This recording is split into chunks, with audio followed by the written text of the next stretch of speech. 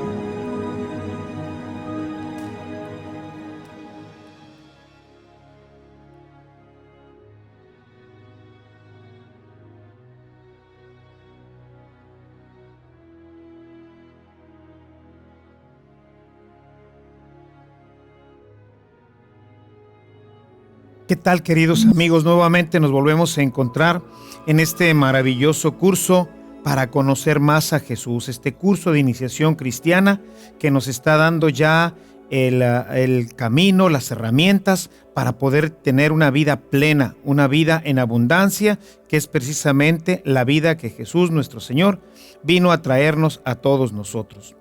Estamos en estas últimas reuniones viendo el tema cómo Jesús nos prometió, nos ofreció que estaríamos eternamente con Él. Es decir, que nuestra vida no termina en este mundo, sino que se continúa, pero se continúa ahora de una manera completamente maravillosa y en plenitud para vivir con Él eternamente.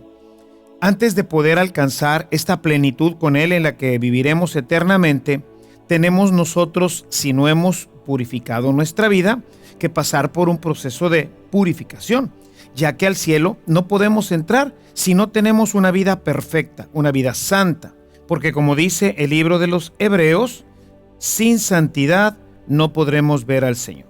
Así que veíamos en nuestra reunión anterior cómo Dios ha previsto un purgatorio, o sea, un proceso de purificación que desafortunadamente, a veces por la forma en que hemos sido catequizados, pudiéramos estar confundiendo en que esto sería un lugar de terrible sufrimiento en la desesperanza. Y veíamos que no, que el purgatorio es un proceso de purificación en el amor.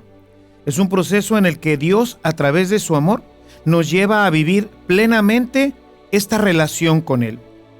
En este estado de purificación en el que nosotros vivimos o viviremos, si es que no logramos purificar completamente nuestra vida en este mundo, nosotros vamos alcanzando, como dice San Pablo, lo veíamos en nuestra reunión anterior en la carta a los Efesios, vamos alcanzando la estatura del varón perfecto que es Jesucristo. Vimos también en nuestra reunión anterior cómo esta purificación pues ha sido entendida de diferentes formas a través de diferentes teólogos y a través de diferentes santos. Platicábamos un poco del padre Leonardo Boff, que nos habla de esta inmersión en el amor de Dios, un Dios que derrama intempestivamente todo su amor en nuestro corazón y en nuestras vidas. Por otro lado, vimos el testimonio de Santa Catalina de Génova, que nos habla de irnos quitando, arrancando de nuestra vida toda esta mundanidad en la que nosotros hemos estado viviendo y que no nos permite llegar y abrazar ya completamente al Señor. Vemos a Dios de frente, lo vemos con todo su amor y toda su magnificencia, y el alma, el corazón se derrite, se despedaza al no poder llegar a abrazarlo ya como lo desearía, hasta que termine este proceso que no sabemos exactamente cómo es, un proceso en el que culminaremos lo que hemos estado haciendo durante toda nuestra vida. Esto que nos decía tanto el padre Boff como Santa Catalina de Génova, pues vienen en un momento determinado, vienen a complementarse. Vemos entonces que no podemos ya hablar de un cierto tiempo en el purgatorio, pues todo esto se realiza en la eternidad de Dios, como ya lo habíamos dicho anteriormente, ¿no? O sea, en este momento, en el momento de la purificación, pues no sabemos cuánto tiempo pasa. ¿Por qué? Pues porque para Dios, pues esto es eternidad, y nosotros entramos en este proceso o en este estado de eternidad, en donde pues el tiempo, si no desaparece, se transforma también. Cierto que hay una cierta temporalidad para nosotros, porque nuestra carne siempre estará sujeto a esta temporalidad. Tanto es así que aún estando en el purgatorio, pues ocurre un cierto, permítanme decirlo así, cuasi tiempo. El tiempo se define filosóficamente como lo que ocurre entre un momento y otro, de manera que yo paso a la eternidad, quizás no completamente purificado, y entonces va a haber un tiempo en el que nosotros nos purificamos para así poder nosotros alcanzar la plenitud. Sin embargo, este tiempo pues ya no es el tiempo como nosotros lo conocemos. Este tiempo de las horas, de los días, de los años, en donde nosotros nos regimos por las situaciones de nuestro mundo, en donde la Tierra pues gira alrededor de sí misma y así pasa un día y una noche, o nuestra Tierra pues va moviéndose alrededor del Sol y así pasa un año. Pues esto ya no existe. En el cielo esto no va a existir.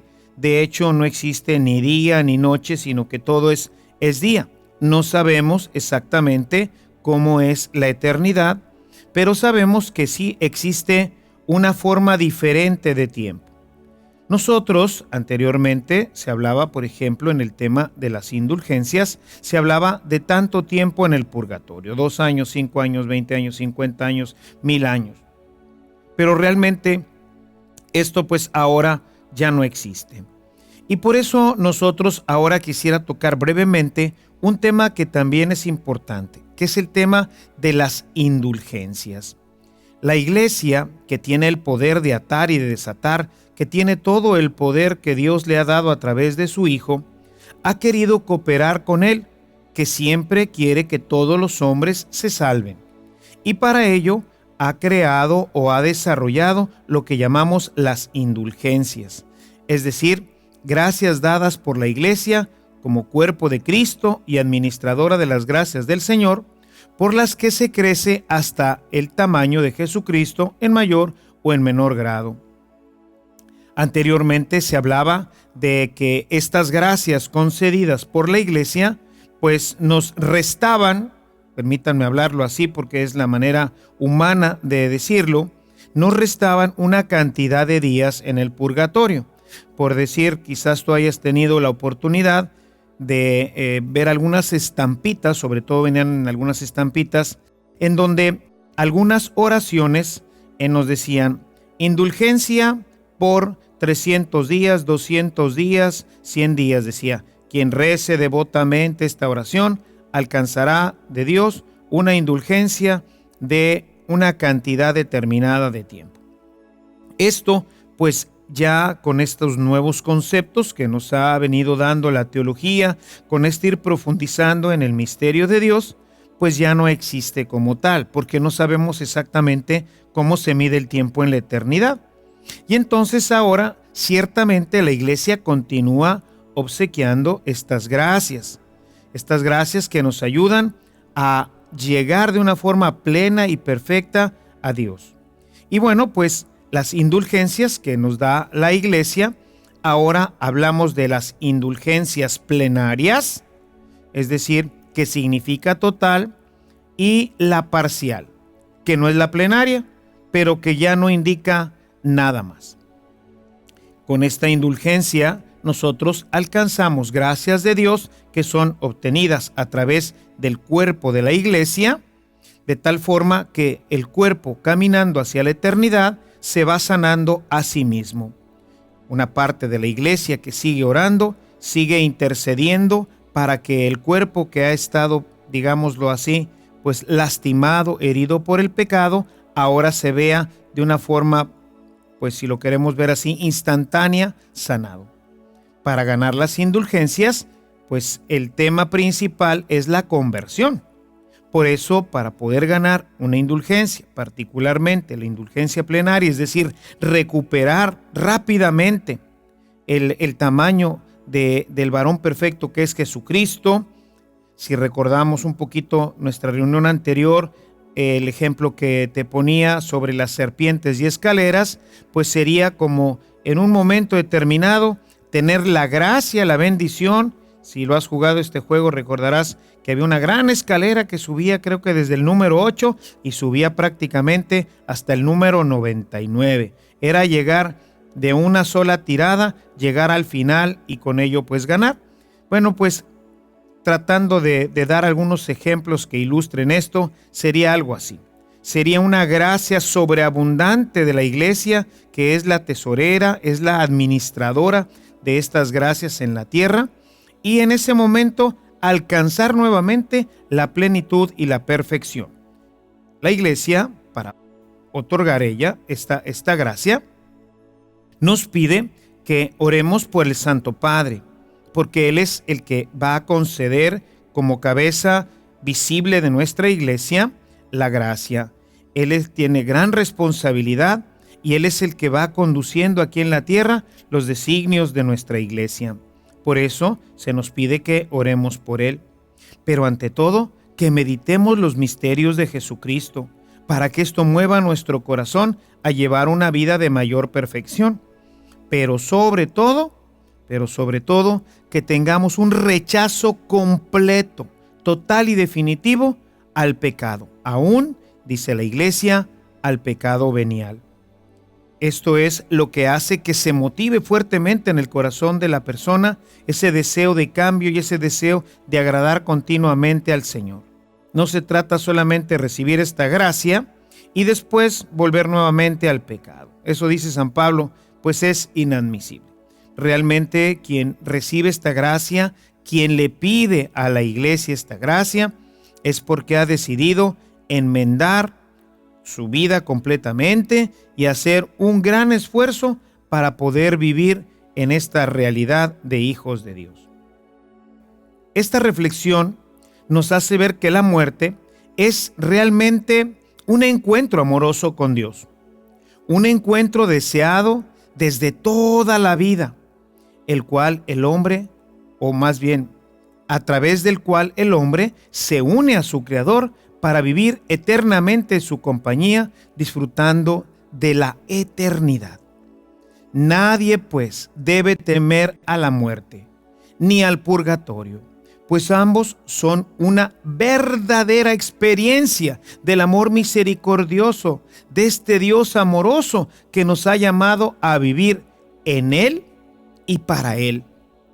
La muerte, por el contrario, debe de ser un momento esperado, claro, no buscado, no vamos a buscar morirnos, pero es un momento esperado por cada uno de nosotros, en el cual, después de haber vivido en el reino de una manera realmente plena, perfecta, de este reino que todavía no se manifiesta completamente, este reino que ahora lo vemos, como dice Pablo en su carta a los Corintios en el capítulo 13, de forma velada, incompleta, en un momento de nuestra existencia, el Señor irrumpe completamente en nosotros, irrumpe en nuestra vida y nos da posesión para toda la eternidad de su amor, de su paz, y nos permite entrar a vivir eternamente, ahora sí, en el reino de los cielos, en este reino preparado para nosotros antes incluso de la creación del mundo. Mira nada más qué belleza.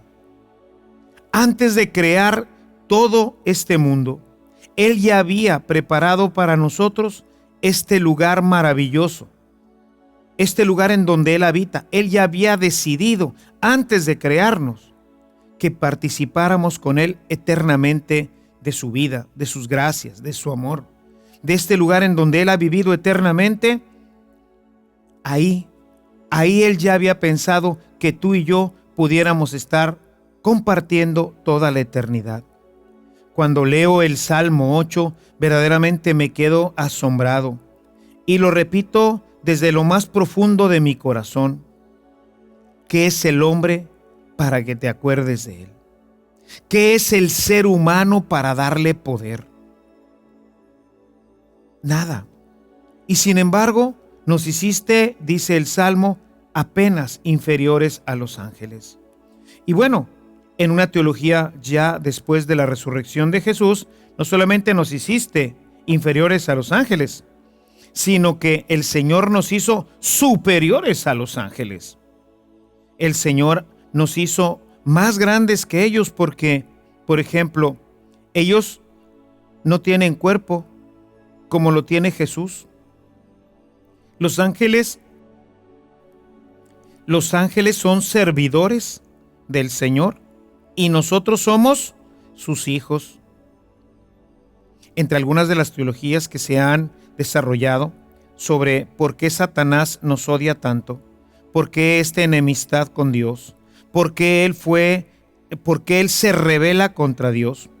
Algunas de las teologías presentan la hipótesis de que Satanás nos vio a nosotros, porque él puede ver hasta cierto punto, no sabemos tampoco bien esto, pero él vería en la eternidad, vería nuestra creación y vería que el Hijo de Dios se encarna y al encarnarse nos hace hijos, mientras que él sigue siendo un servidor.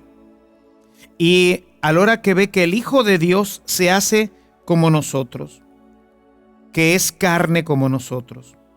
En algunas teologías dice, ¿cómo es posible que esta miseria sea ahora parte de la divinidad? Y Dios le dice, póstrate ante tu Señor, es decir, ante Jesucristo encarnado. Y él dice, no lo haré, a él no lo serviré. Y de ahí vendría la rebelión de todos los ángeles. Los ángeles increíblemente, están destinados en la eternidad también a servir al hombre. ¡Qué maravilla! Seres que podríamos considerar hoy por hoy superiores a nosotros, que no pasan hambre, no pasan sed, que no tienen estas pasiones que nosotros hoy tenemos, y pensar que esos seres angélicos maravillosos, que ahorita están destinados a servir a la majestad de Dios, vendrán a servirnos también a nosotros, los hijos de Dios. Es una maravilla esto. Cómo Dios nos ha bendecido grandemente, llamándonos a ser sus hijos. Podía habernos invitado a vivir en el paraíso, simplemente así, pero no. Quiso que compartiéramos, nos dice la carta a los Gálatas, un texto que ya hemos revisado, Gálatas 4:4, llegada a la plenitud de los tiempos, envió su Hijo para rescatarnos, pero no solamente para rescatarnos, sino para que recibiéramos la herencia, para hacernos junto con Él hijos del Padre eterno. Y por eso es que hemos estado viendo a lo largo de esta reunión cómo Dios ha ido preparando toda esta historia para nosotros, que finalmente llega a su culmen, llega a su plenitud en Jesucristo. Y como lo hemos visto en el capítulo 14 de San Juan, los primeros versículos, nos dice: voy a prepararles una casa y después regresaré para que vivan ahí donde yo estoy. Esto es maravilloso. Para esto precisamente murió y resucitó Jesús, para que pudiéramos estar eternamente con Él. Si durante esta vida nos ocupamos de crecer en este amor, mediante, claro, pues hay que llevar pues una vida ascética, una vida de unión con Dios. Si nosotros vamos purificando amorosamente nuestra vida, podemos estar seguros de que ya desde ahora estaremos participando del cielo y que la muerte será solamente una puerta que se abre para pasar de lo incompleto a lo completo, de lo finito a lo infinito, de lo pasajero a lo eterno, de lo parcial a la plenitud de todas las cosas. Esta es la historia que Dios ha preparado para nosotros. Esto es el mensaje más maravilloso que Dios ha compartido a través de su Hijo Jesucristo. Estaremos con Él eternamente. ¡Qué maravilla! Pero bueno, antes de seguir adelante con nuestro siguiente tema, quisiera detenerme un momentito para tocar un tema que también preocupa a la mayoría de nuestros cristianos, y es el tema del limbo. Una pregunta que se hicieron nuestros padres es: ¿qué pasa con los niños que no han sido bautizados? Pues sabemos que en el bautismo se borran todos nuestros pecados, incluyendo el pecado original.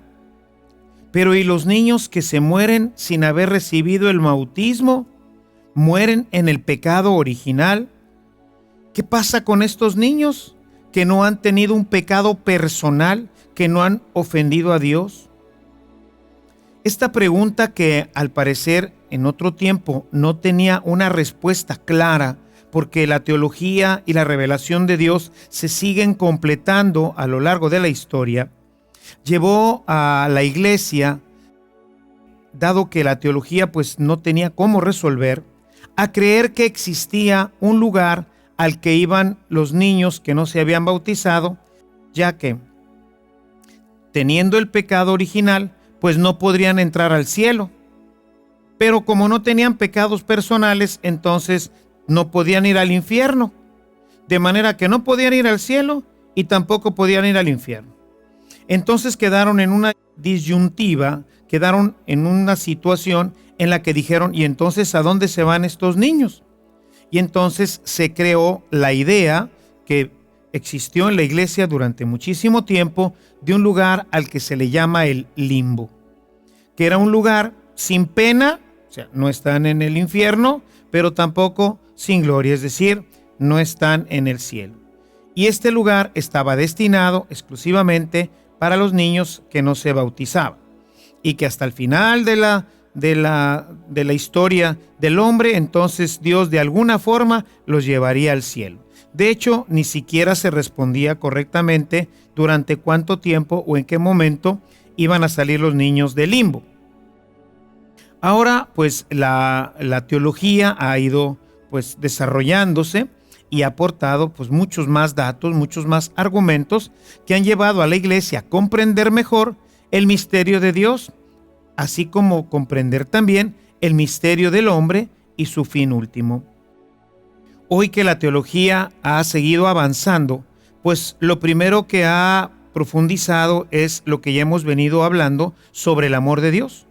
Dios nos ama de una manera plena, nos ama de una manera total. Y por otro lado, pues hemos profundizado un poco más sobre una cita que ya hemos visto. Quisiera que fueras a tu Biblia para ver la primera carta a Timoteo, el capítulo 2, verso 4. En este texto nos dice el apóstol: Dios quiere que todos los hombres se salven y lleguen al conocimiento de la verdad. Es decir, El proyecto creador de Dios, como lo vimos hace unos momentos, es que todos lleguemos a participar eternamente de este lugar preparado para nosotros. Ese es el proyecto de Dios. Y para ello envió a su Hijo Jesucristo para que todos los que vivíamos bajo la muerte tuviéramos, a través de su muerte y su resurrección, tuviéramos ahora la vida eterna.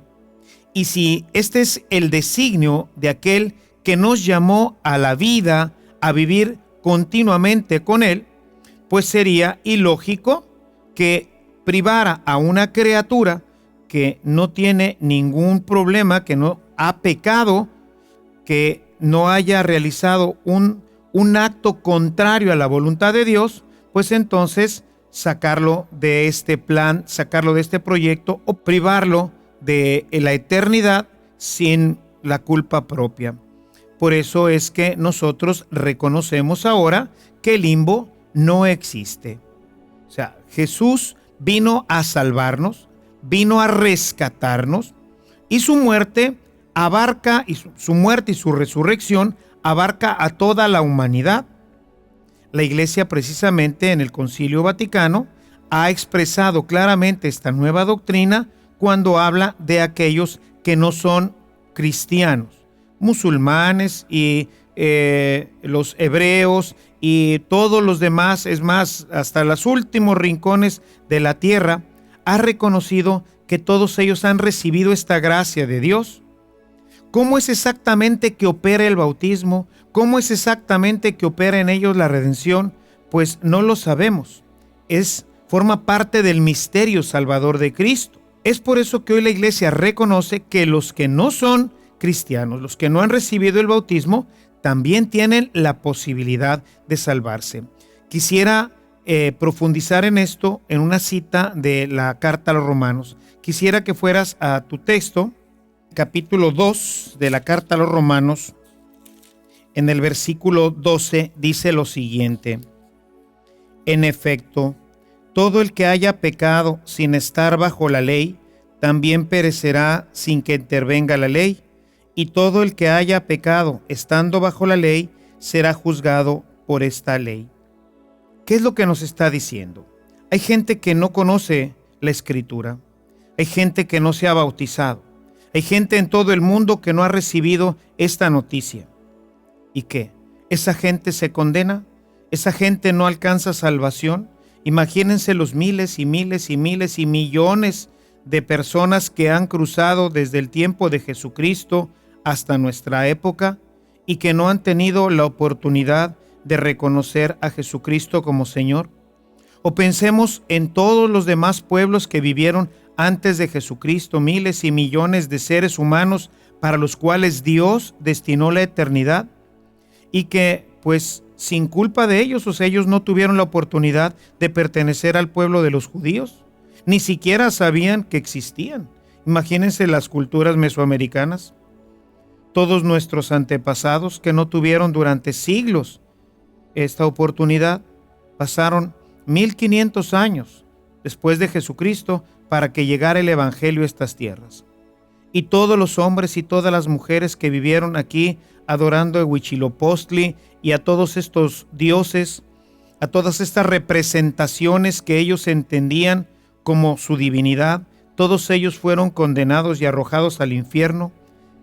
Esto pues sería realmente un pensamiento barbárico, ¿verdad? Esto no sería un pensamiento realmente que tenga que ver con lo que Jesús nos reveló. Es claro este texto en el que dice: en efecto, todo el que haya pecado sin estar bajo la ley, también perecerá sin que intervenga la ley, y todo el que haya pecado estando bajo la ley será juzgado por esta ley. De manera que los que sin causa, sin una situación personal en el que ellos hayan incurrido, pues Dios a todos los salva. Si esto ocurre con todos los pueblos, pues la Iglesia ahora ha reflexionado que definitivamente los niños que no tuvieron pues la oportunidad de reconocer a Jesús como su Señor y su Salvador, pues también gozarán eternamente de Dios. Es por eso que el Concilio Vaticano, en el documento Ad Gentes, Dice, quienes sin culpa no conocieron el Evangelio, también alcanzarán la misericordia de Dios. Con lo que abre ahora la posibilidad de la salvación a todo el universo. Católicos, maometanos, shintoístas, los últimos habitantes de las islas más remotas están llamados también a este amor y a esta misericordia y a vivir eternamente con Dios. La salvación es universal, es eterna y nos viene, como dirá San Pablo, no por méritos propios, no porque lo hayamos hecho, no porque seamos buenos o porque seamos malos, sino porque Jesús la consiguió para nosotros. Que es verdad que para alcanzar la eternidad necesitamos vivir conforme a la ley, esa ley que Dios ha revelado en nuestros corazones en lo más profundo, que nos hace optar siempre por lo bueno y rechazar lo malo. Bueno, esa ley que está impresa en nuestros corazones es la que nos va a juzgar al final de la historia. Esta ley que está grabada en nuestros corazones es la que nos dice, esto está bien y esto está mal. El niño que no tiene todavía esta conciencia se va inmediatamente en el momento de su muerte. En ese momento alcanza la plenitud de Cristo y empieza a vivir la eternidad que Dios ha destinado para él desde siempre. Por ello, en este documento que acabo de citarte de Allentes, nos dice que no solo existe el bautismo de agua, sino también el bautismo de sangre, el de deseo, y que finalmente Dios puede encontrar diversas formas para llevar a la salvación al hombre. Este hombre que ha sido ya redimido por Cristo, porque no nos redimió solamente a los cristianos católicos, evangélicos, en fin, Él redimió a toda la humanidad, porque el proyecto de Dios no es solamente para nosotros, es un proyecto para toda la humanidad. Por esto, la Iglesia afirma hoy en día que no existe el limbo, como queda claro en el nuevo catecismo de la Iglesia Católica, en que ya no encontramos esta palabra, ya que los niños que mueren sin el bautismo, tanto en el seno de la madre como antes de la edad de la discreción, son llevados al cielo y participan de la redención de Cristo de forma inmediata del reino, de la misma manera que nosotros lo haremos el día en que seamos llamados a la casa del Padre. De manera que pues ellos de alguna manera se adelantaron a nosotros, no tuvieron que luchar contra las tentaciones, no tuvieron que luchar contra todo esto que hoy nosotros tenemos que luchar, y ellos ya alcanzaron la plenitud y ya viven en el reino de los cielos. Yo quisiera que esto fuera pues realmente unas palabras de consolación para muchos que han pensado que sus hijos que murieron en el seno o que murieron cuando eran muy pequeños, todos aquellos que no tuvieron la oportunidad de bautizar a sus hijos y que todavía siguen pensando que no los van a volver a ver o que no saben qué fue de ellos o que viven angustiados, que sepan con toda claridad que un niño antes de la edad de la discreción, antes de que él pueda rechazar a Dios, en ese momento es llevado inmediatamente a la presencia del Señor, ya que ha sido juzgado digno de participar, no por sus méritos, como no lo seremos tampoco nosotros. Ha sido juzgado digno de participar de la herencia eterna, porque Cristo Jesús lo hizo su hermano, hijo del Padre y heredero con él de la vida eterna. Así que si sabes tú de alguien que sufra por esta situación, hazle conocer esto que hoy hemos meditado, que no existe este lugar y que los niños que mueren por alguna situación en el vientre de la madre o que por alguna otra situación no pueden ser todavía bautizados, a veces por ignorancia de los padres, porque viven en los ranchos, porque viven en aquellas ciudades en donde todavía el evangelio no es conocido. Todas estas creencias que no tienen realmente un sustento en el amor de Dios y que hoy la Iglesia ha eliminado completamente de su doctrina para que nosotros podamos vivir con paz. Esto no quiere decir que no hay que bautizar inmediatamente a los niños.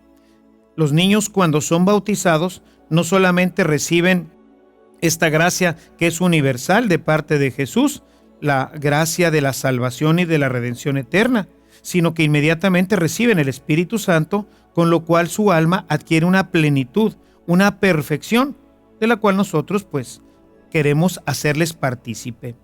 Hay gente que se tarda a veces 6 meses, 8 meses, 1 año, 2 años, y no le participa de la gracia. Esto revela, pues, padres inconscientes, personas que no saben que el bautismo es algo que ciertamente no es en este momento para el niño indispensable para su salvación, pero le están privando de la gracia del Espíritu Santo, le están privando ya de esa armonía que Dios concede en el momento de nuestro bautismo.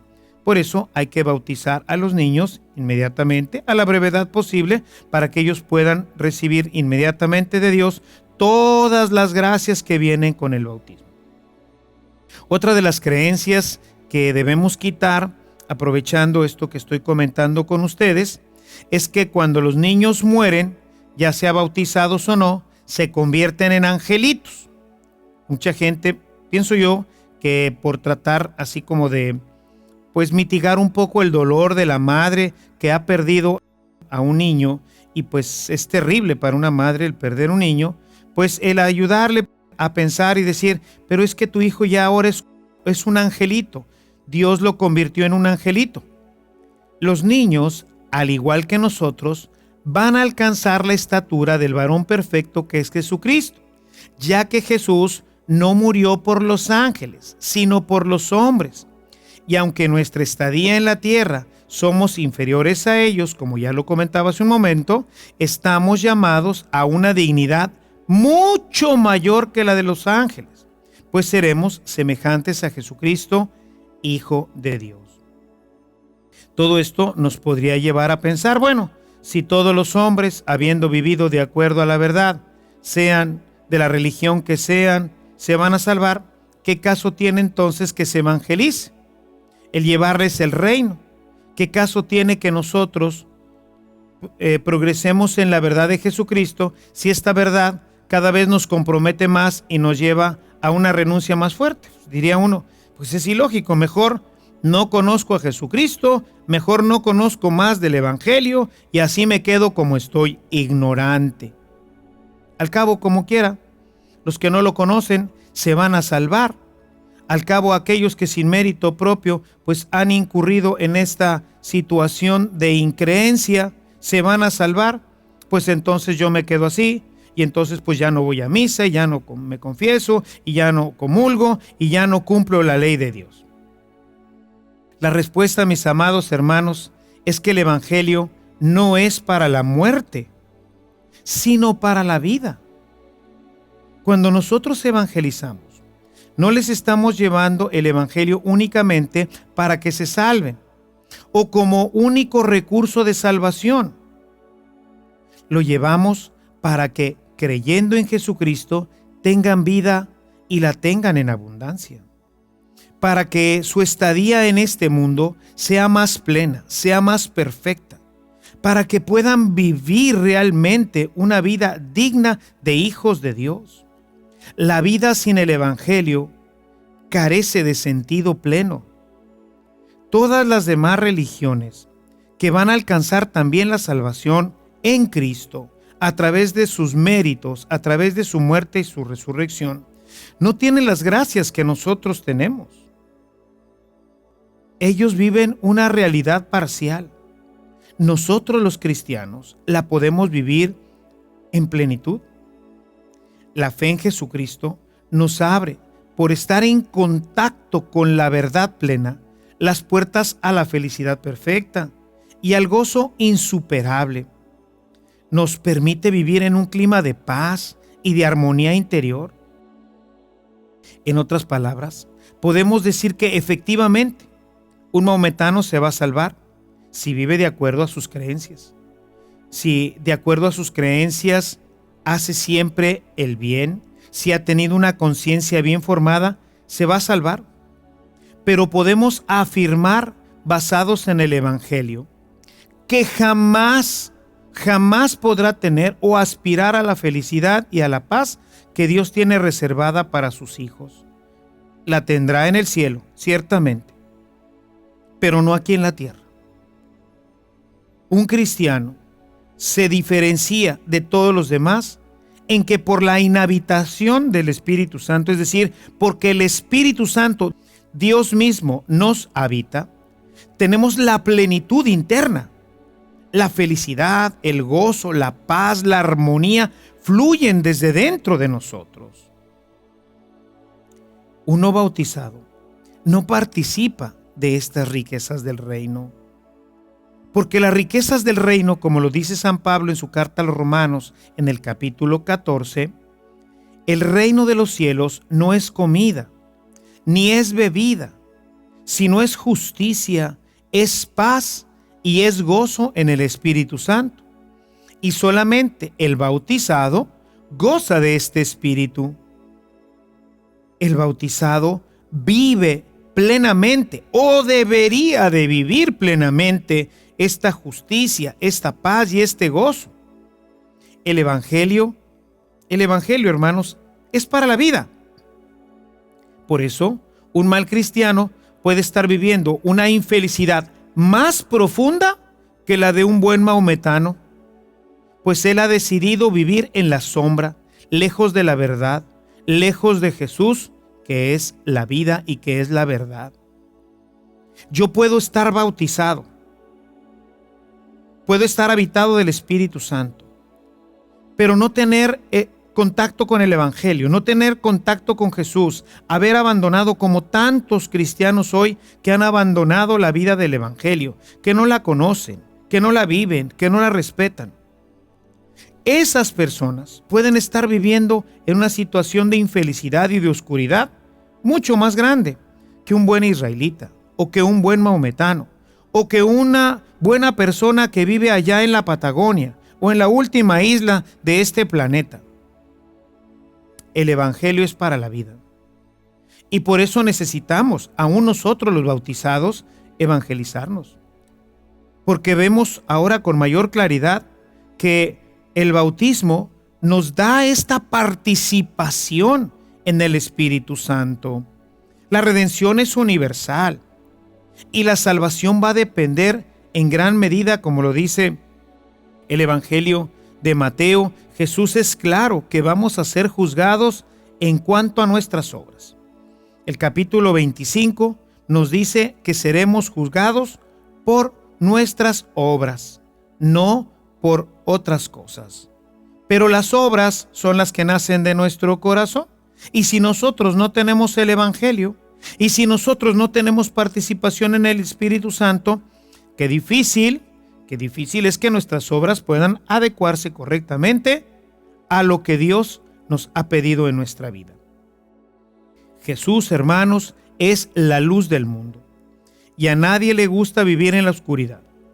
Por eso es nuestra urgencia y nuestra responsabilidad de llevar el mensaje del Evangelio a todas las naciones y reconquistar para Dios los corazones tibios de nuestros hermanos católicos, no únicamente para que estén preparados para el día de la muerte, para el día en que el Señor les llame, sino para que vivan en el amor, para que vivan en la alegría de Dios durante toda su vida, para que su vida tenga sentido y orientación, para que disfruten de todas las cosas maravillosas que Dios nos ha dado a nosotros, sus hijos. Por eso es que el cristiano evangeliza con su sonrisa, con su paso, con su armonía interior, siendo esta armonía interior, siendo esta vida plena en Jesucristo, o debiendo ser esta la mejor invitación para que los demás hermanos vivan también esta misma vida. Esta es la mejor invitación. La primera comunidad así lo vivía. Nosotros evangelizamos porque queremos que todos los demás, cristianos o no cristianos, católicos o no católicos, musulmanes o no musulmanes, todos tengan esta vida en su corazón, que nace del Espíritu Santo en el bautismo, que nace y se desarrolla a través de la participación en la iglesia, que crece y se nutre de la Eucaristía, que se fundamenta y alcanza su plenitud en el Evangelio de Jesucristo. Una persona que está al margen de la iglesia, una persona que está al margen del cuerpo de Jesucristo, que es su iglesia, pues nunca tendrá la plenitud a la que hemos sido llamados a vivir ya desde esta tierra. La eternidad ya allá en el cielo será otra cosa. No sabemos exactamente cómo será. Sin embargo, allá la plenitud será lograda, pues de acuerdo a lo que dice la Escritura, para todos. Pero ¿y aquí en la tierra? Aquí en la tierra que vivimos una situación llena de problemas, de vicisitudes, ¿cómo enfrentar los problemas en el Evangelio? ¿Cómo enfrentar las crisis económicas, las crisis financieras, las crisis morales, las crisis de salud? ¿Cómo? Sin la ayuda del Espíritu Santo, sin la ayuda del Evangelio, sin llevar una relación profunda y estrecha con Dios. Se hace sumamente difícil. Por eso, nosotros los cristianos convencidos y comprometidos evangelizamos. Evangelizamos, llevamos la palabra y claro, dice Jesús, vayan y bauticen para que tengan el Espíritu Santo, para que llenos de Espíritu Santo podamos tener nosotros la plenitud, la alegría y el gozo. Y que nuestra vida termine siendo un modelo, una invitación para los demás. Quisiera terminar este tema que se ha alargado un poco porque es un tema muy importante, porque son, por una parte, ideas que se han venido metiendo en nuestra iglesia que no corresponden a la realidad que nos ha revelado Jesucristo, como que el purgatorio sea un lugar en donde los sufrimientos son atroces, llegándolo a comparar casi con los sufrimientos del infierno, cosa totalmente equivocada. O pensando que para los niños pequeños que mueren sin bautismo se van a un lugar sin pena ni gloria que se llamaba limbo. O pensar que nosotros los hombres que pudiéramos morir cuando éramos pequeñitos nos convertiríamos en ángel y perder nuestra dignidad de hombres y no participar plenamente de la redención de Cristo. Todas estas son ideas equivocadas que por diferentes situaciones históricas se fueron metiendo en nuestra iglesia, pero que gracias a Dios y principalmente a través del Concilio Vaticano II, que ha hecho una profunda reflexión sobre el amor de Dios y sobre el misterio de Jesucristo, ahora todo esto nuevamente lo hemos sacado de nuestra iglesia para poder entender con mayor perfección este misterio del amor de Dios. Y quisiera, te decía, terminar esta parte que hemos venido desarrollando de estarán conmigo eternamente con una cita del apóstol San Juan en su primera carta, en el primer capítulo, en el verso 4, nos dice cómo ellos evangelizan precisamente para que tengamos esta plenitud. Dice, les escribimos estas cosas para que nuestra alegría sea completa. No hay cosa más maravillosa, hermanos. No hay cosa más maravillosa que evangelizar a una persona. Eso es lo que crea la alegría perfecta. Comunicarle el mensaje de Dios a una persona. Ser un puente para que esta persona que hoy vive todavía en el reino de la oscuridad, en el reino de la imperfección, de la falta de paz, de justicia, de amor en su vida, sea conducido a través de este puente de la Sagrada Escritura, de este puente de nuestra persona, de este predicador, de este evangelizador, llevarlo ahora al reino de Dios, llevarlo al reino de la luz y encaminarlo por el camino que durante esta vida le permitirá vivir con plenitud su vida humana, de llevar una relación perfecta con sus hijos, con su esposa, con sus padres, con su comunidad. Esta es nuestra misión, comunicar este puente, hacer esta construcción que le permita a quien no conoce a Jesucristo, a quien no ha recibido el Espíritu Santo, a quien no se ha decidido a vivir la plenitud de Dios, decirle, Dios te espera en el reino. Dios ha preparado para ti cosas maravillosas que tú no conoces. Te invito a conocerlo. Y por eso es que estamos hoy compartiendo esta buena noticia contigo y esto hoy nos llena de alegría y de felicidad.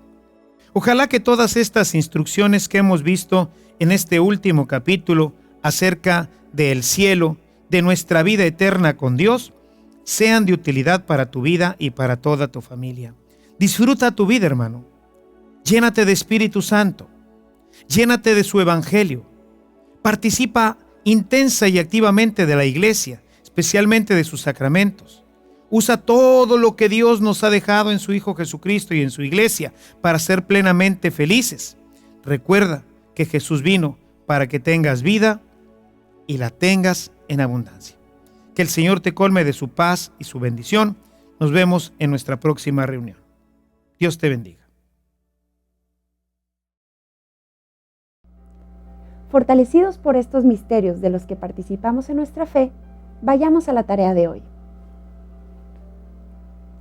La tarea para esta sesión consiste en meditar en las citas 1 de Corintios, capítulo 1, versículo 9, capítulo 2, versículo 9 y 2 de Corintios, capítulo 12, versículos del 2 al 4. Revisar en qué medida estoy participando ya de la vida en abundancia. Contestar el siguiente cuestionario. ¿En qué cita encontramos la promesa de que viviremos eternamente con Jesús? ¿Por qué Jesús partió antes que nosotros al cielo? ¿Y qué cita lo afirma? ¿Basados en qué cita afirman los testigos de Jehová que se van a salvar o vivir en el cielo solo 144,000? ¿Tienen razón? ¿Por qué? ¿Qué cita nos prueba lo contrario?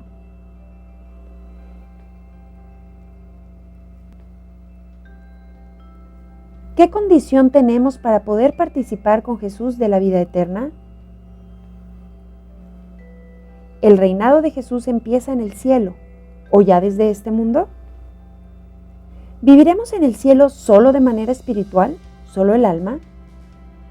¿Qué cita lo afirma? ¿Cuál es la última prueba que nos dejó Jesús de que nuestra resurrección sería como la de Él y que nos llevaría al cielo? ¿Qué es el purgatorio? ¿Qué citas nos dan testimonio de la existencia de este lugar? ¿Qué es una indulgencia y cuántos tipos de indulgencia hay? ¿Cuál es su diferencia?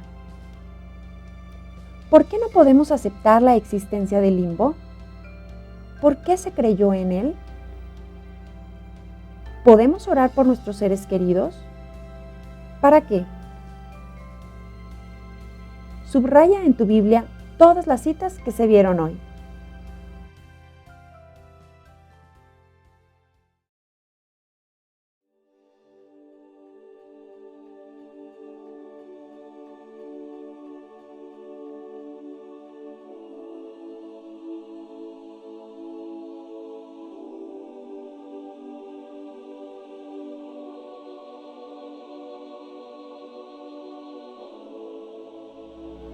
Gracias por continuar con nosotros.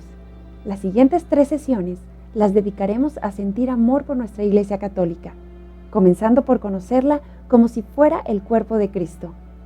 Te esperamos.